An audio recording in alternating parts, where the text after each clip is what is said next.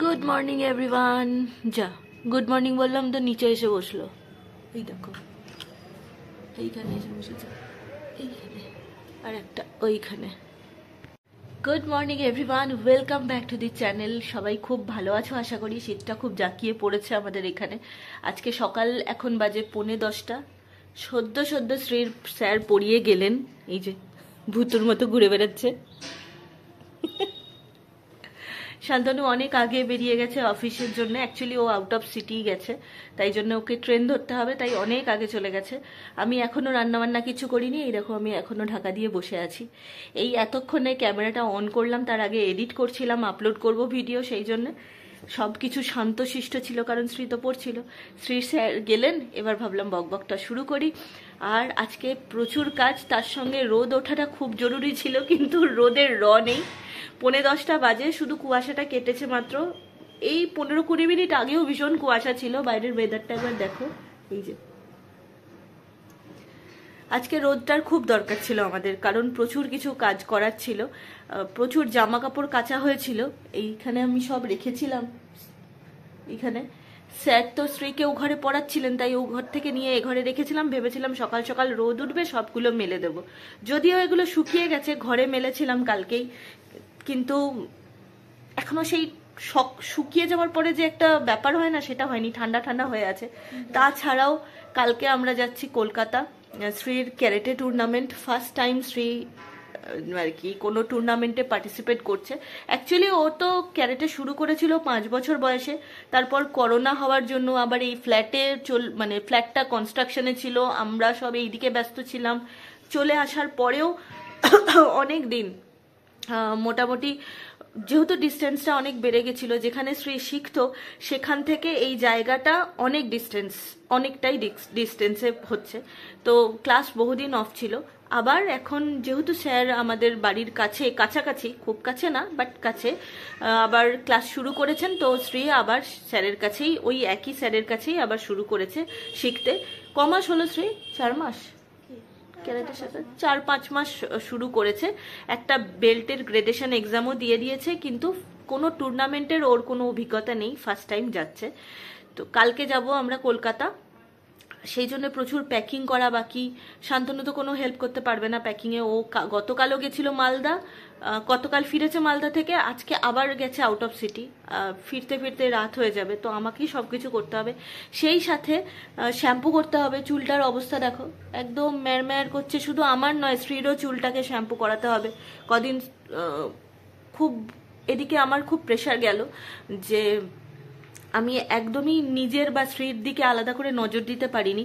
আমার বাবা হঠাৎ করে ভীষণ প্রেশার বেড়ে গিয়ে বাথরুমে মাথা ঘুরে পড়ে গিয়ে, মানে একটা খুব ভয়ঙ্কর পরিস্থিতি হয়েছিল আমাদের জন্য। তো সেখান থেকে কাটিয়ে উঠতে আমাদের 4-5 দিন সময় লেগেছে। থ্যাঙ্কফুলি সেটা কোনো স্ট্রোক জাতীয় বড় কোনো ধাক্কা নয়। বাবার সাডেন ভীষণ সর্দি জমে গেছে বুকে, কাশতে কাশতে, হয়তো বয়স হয়েছে তো, কাশতে কাশতে একটা প্রেশারে হয়তো চোখ মুখ অন্ধকার হয়ে গেছে, প্রেশারটাও হাই হয়ে গেছিল। শীতকাল ঢাকা চাপা দিয়ে থাকে, গরম ব্যাপারটা, বডির যে হিটটা রিলিজ হয়নি, মেবি এটাই। ডাক্তার এসেছিলেন বাড়িতে, আমরাও ডাক্তার আবার দেখিয়েছি পরের দিন। এখন বাবা বেটার আছে, আবার একা একা বাথরুম টাথরুম যেতে পারছে, তাই জন্যে আমি আবার কথা বলতে পারছি। আদারওয়াইজ আমি এই কদিনের মধ্যেও যে কোনো ভ্লগ করব এই আশা করিনি। তো নিজের দিকেও কোনো খেয়াল করা হয়নি। একটু যে বেসিক নিজের শ্যাম্পু করব সেটাও হয়নি। আজকে শ্যাম্পু করতেই হবে, নয়তো কাল পরশু তো পুরোপুরি একদম কলকাতাতেই থাকবো, ওদিকে আর কিছু করা যাবে না। আর প্রচুর প্যাকিং বাকি আছে। শ্রীর ক্যারেটে কিট যেটা হয় না, কি কি থাকে শ্রী ওর মধ্যে?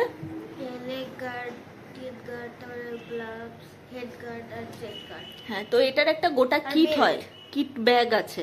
তো সেই ব্যাগটা আমরা অর্ডার করে দিয়েছি, প্রায় 1 মাস হয়ে গেল, কিন্তু ওটা আসতে সময় লাগে। তাই জন্য শ্রীর কিটটা মানে প্যাকটা আসেনি, ওর নিজস্বটা হয়নি এখনো। ওটার জন্য পেমেন্ট করা, অ্যাপ্লাই করা, যা যা করা সব হয়ে গেছিল, কিন্তু জিনিসটা আসতে সময় লাগে, সব বাচ্চার ক্ষেত্রেই নাকি লাগে, স্যার তাই বললেন। তো ওটা এখনো এসে পৌঁছয়নি, তাই জন্য শ্রীকে অন্য একটা দাদার কিট নিতে হয়েছে। তো সেই কিটটাকেও স্যানিটাইজ করতে হবে, কালকেই নিয়ে এসেছি আমরা। তো আজকে ভেবেছিলাম রোদ উঠবে, ছাদে গিয়ে যাবো, রোদে দেবো, জিনিসগুলোকে স্যানিটাইজ করবো। কি হবে জানি না, ঘরেই স্যানিটাইজ করে দিয়ে দিতে হবে, সেগুলো সব প্যাক করতে হবে। শ্রী তুমি এক্সাইটেড? ভয় পাচ্ছ বলো? শ্রী ভয় পাচ্ছে, আর আমি আর শান্তনু, এমনকি ওর স্যারও এটাই বলছি যে ভয়ের কিছু নেই। সববার জীবনে ফার্স্ট টাইম আসে, আর ফার্স্ট টাইমেই যে একেবারে মেডেল গলায় ঝুলিয়ে আসতে হবে তার কোনো মানে নেই। লড়াইটা হোক নিজের সাথে। এবার তুমি যা পারফর্ম করবে, তুমি পরের টুর্নামেন্টে বা পরের যখন পারফর্ম করার সুযোগ আসবে তখন যেন আরো বেটার করতে পারো। এইটা যদি, এই প্রোগ্রেসটা যদি হয় তাহলেই হবে। ব্যাস এটুকুই আমরা চাই।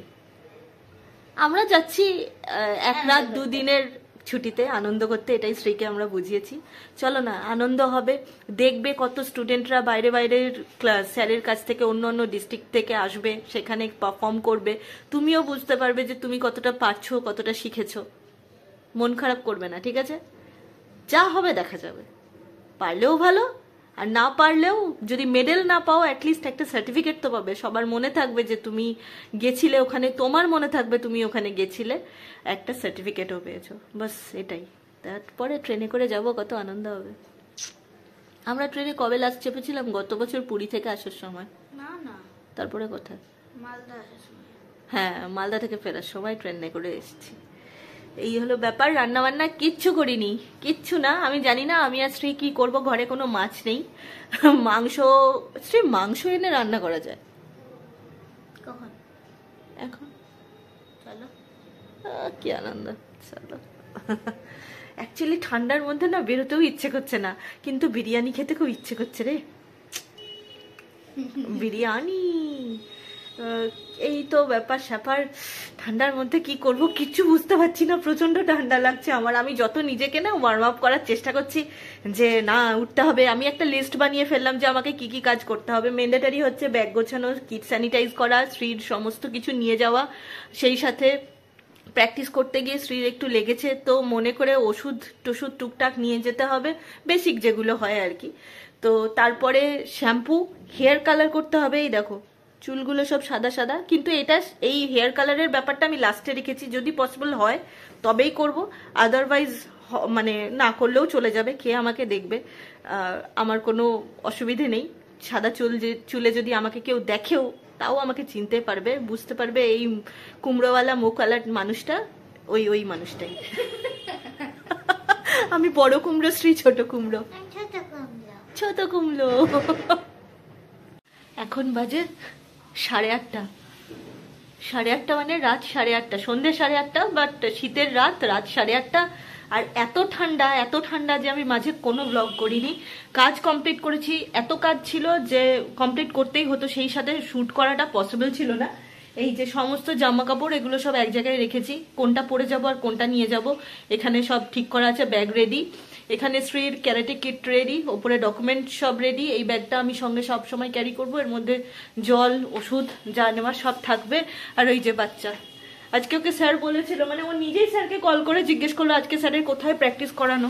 ও যেত সেখানে প্র্যাকটিস করতে, কিন্তু ঠিক 4:30 থেকে এত অন্ধকার হয়ে এলো, কুয়াশা হয়ে গেল যে আমি আর সাহস করে নিয়ে যেতে পারলাম না, কারণ স্যারের আজকে ক্লাস করানো ছিল ওপারে, গঙ্গার ওপার। তো এই কুয়াশার মধ্যে ওকে নিয়ে, স্কুটি নিয়ে গঙ্গার পার করা আমি খুব রিস্ক মনে হলো, ওই জন্য। তাছাড়া মনে হলো যদি ঠান্ডা লেগে যায় তখন কি করবো। বাই দ্য ওয়ে, আমি শ্যাম্পু করেছি কটায় জানো? 4টের সময়, বিকেল 4টের সময় স্নান করেছি। তারপরে গিয়ে আমি লেপের তলায় বসে পড়েছিলাম, আমার আর নড়ার ক্ষমতা ছিল না। এক নাগারে যতগুলো কাজ করা সম্ভব আমি সব করেছি। আমার ওয়ার্ড্রপ গুছিয়েছি, সমস্ত এদিকে রেডি করেছি। আমার হাউস হেল্প সে এখন ছুটিতে আছে। অ্যাকচুয়ালি কালকে আর পরশুদিন আমি ছুটি দিয়েছিলাম, ও তার আগেই নিজে নিজে ছুটি নিয়েছে। তো সেই বাসন কোসন মেজে খাবার দাবার খেয়ে যখন উঠলাম ভাবলাম একটু রোদে গিয়ে বসবো, কিন্তু ততক্ষণে রোদ চলে গেছে।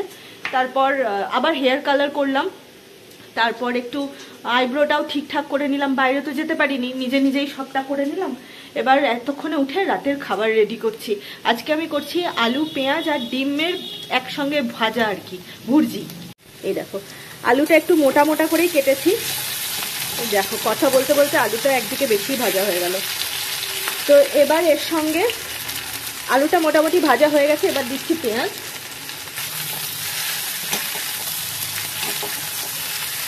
এবার মিডিয়াম আছে ভালো করে ভাজবো। যখন দেখবো 90% ভাজা হয়ে গেছে সব কিছু, তখন দেব লঙ্কা আর দুটো ডিম দিয়ে ভালো করে ফ্রাই করবো। আবার অনেকে ইচ্ছে করলে যদি মনে করো যে একসাথে ভাজবো না, কারণ আলু বেশি ভাজা হয়ে গেছে, তারপর ডিমটা ভাজা করতে গেলে দেখা গেল, তো দেখলো হ্যাঁ, ডিমটা ভাজা করতে গিয়ে দেখা গেল আঁচতে গন্ধ থেকে গেল, ডিম ভালোভাবে ভাজা হলো না, সেক্ষেত্রে আমি বলবো ডিমের ভুর্জিটা আলাদা করে নিয়ে পরে আলুর ভাজার সাথে মিশিয়ে দিতে পারো। আর যেটা তেলের ওপর যে ছকটা দিয়েছিলাম ফোড়নটা, সেটা আমি দিয়েছিলাম মৌরি আর ওটা কি বলে, ধনে গুঁড়ো, গোটা ধনে গুঁড়ো বলছি, গোটা ধনে আর মৌরি, এইটা দিয়েছিলাম তেলের ওপর। তারপরে আলুগুলো দিয়েছি, আলু ভাজা হয়ে গেছে একটুখানি, পেঁয়াজগুলো দিলাম, শেষে লঙ্কা আর ডিমটা দিয়ে খুব ভালোভাবে ফ্রাই করতে হবে। তখন আঁচটা বাড়িয়ে দেবো এবং কন্টিনিউ নাড়বো যাতে পুড়ে না যায়। খেতে খুব ভালো হয়। ধনে পাতা থাকলে দিতে পারো, যারা ধনে পাতা খেতে ভালোবাসো। করে দেখো, রুটির সাথে খুব ভালো লাগে খেতে।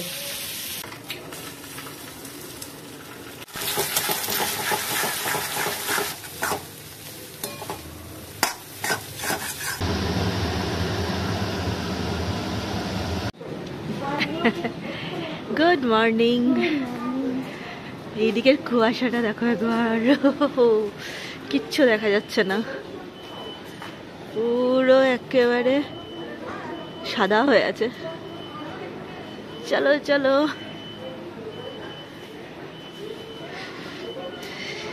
শ্রী কেমন লাগছে? ঠান্ডা ঠান্ডা কুল কুল। শ্রী দুটো মাফলার জড়িয়ে নিয়েছে।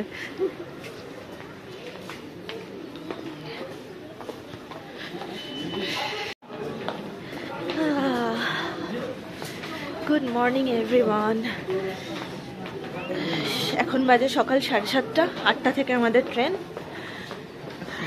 হ্যাঁ 8টার সময়, আচ্ছা 8টার সময় আমাদের ট্রেন।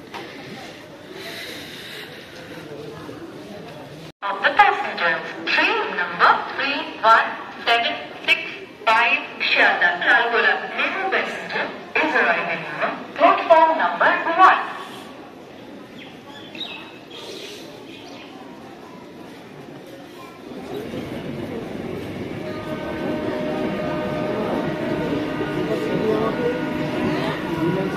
আমরা ট্রেনে উঠে পড়েছি। আমাদের রিজার্ভেশন ছিল, কিন্তু সিটগুলো দেখে আমার একটুও পছন্দ হয়নি। 3 জন বসার জায়গায় মাত্র 2 জন বসা যাচ্ছে, কিংবা 2টো বাচ্চা 1 জন বড় মানুষ বসতে পারবে।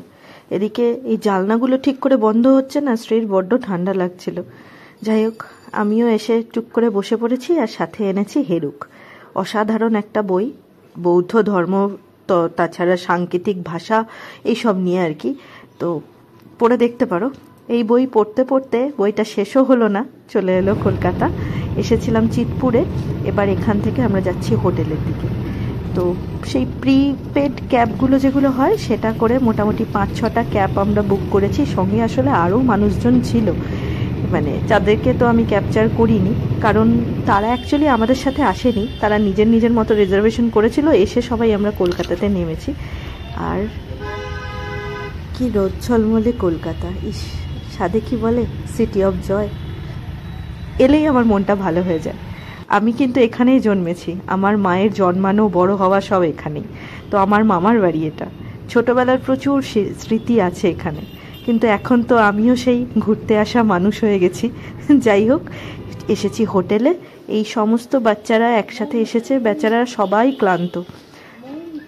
আমরা এখন হোটেলের রুম নিচ্ছি। এর এই যে সব মা বাবাগুলো দাঁড়িয়ে আছে, ভাবছে কতক্ষণে যাব রুমে। ফাইনালি হোটেলের রুমে এসে পৌঁছেছি। দেখো শ্রী বসে আছে, শ্রীর ভীষণ ঘুম পেয়েছে আর খিদেও পেয়েছে, দিয়ে মুখটা না একেবারে হয়ে গেছে। অ্যাকচুয়ালি শ্রী যখন আমরা ট্রেনে বিশেষ কিছুই খাইনি। খেয়েছিস কিছু? বন্ধুদের সাথে সব বসেছিল, আমি একটু কফি খেয়েছি আর একটা ব্রেড বাটার খেয়েছিলাম, ব্যাস হাফ পিস, তাও আর কিছু খাইনি। এবার আমার ভীষণ খিদে পাচ্ছে, চলো ঝটপট স্নান করি, খাবো, তারপর একটু রেস্ট নেব। তো চলো এবার আমি স্নান ধান করি, এটাকে আগে পরিষ্কার পরিচ্ছন্ন করি। শ্রী আর আমি সেম সেম জামা পরবো, পরবি না? আলাদা পরবি? তাহলে ব্লগটা আমি এখানেই শেষ করছি। এরপর থেকে যা অ্যাক্টিভিটিস থাকবে সেগুলো নেক্সট ব্লগে দেখাবো, কারণ এই ব্লগটা অলরেডি অনেকটা লম্বা হয়ে গেছে, গতকাল থেকে শুরু করেছি। টাটা।